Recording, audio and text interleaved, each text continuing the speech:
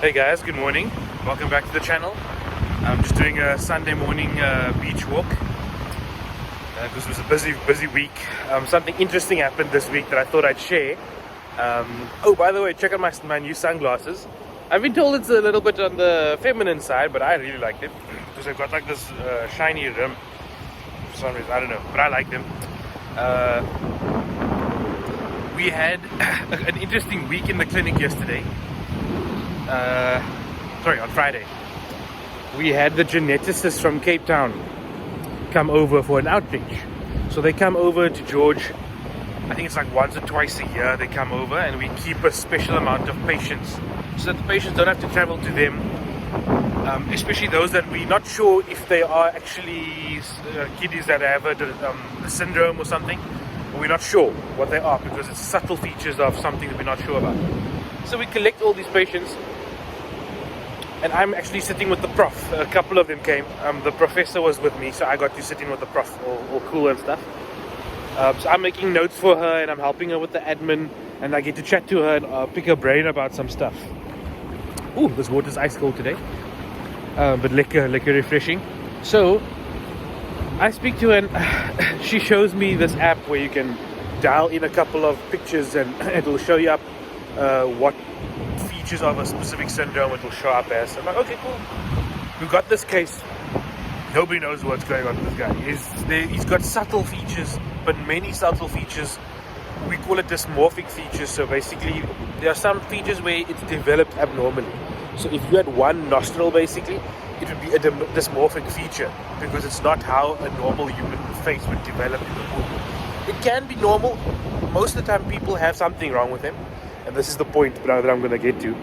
But most people have something, many people have something small that's a little bit unusual, but it's not necessarily part of a syndrome. For instance, like Down syndrome, they've got multiple abnormalities. They have heart problems, problems with their scalp and their face, large tongue, all those things with their eyes. I'm not going to go into that right now.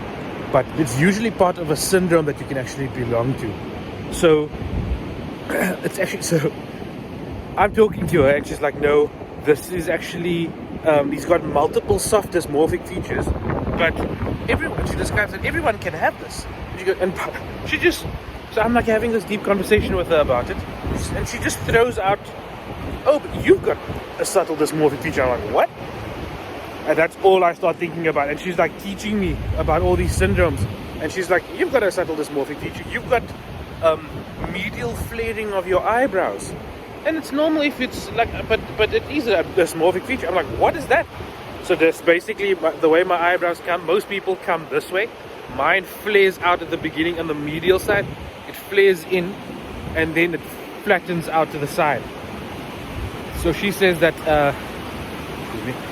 she says, oh, that's actually a dysmorphic feature. But I mean, that's fine. Like, it's not a problem. That's all I start thinking about. And then she starts going off on this whole tangent of all these syndromes and everything, and I'm just like not hearing a word she says because I'm just like trying to look for the mirror behind her on the side, and I'm just trying to look past it to see what the heck's up with my eyebrows, because that's all I started focusing on. So she'd exposed a dysmorphic feature of mine, but just said, you see, you did well. She still says, oh, you did well, you're a doctor, and I'm like, oh, flip.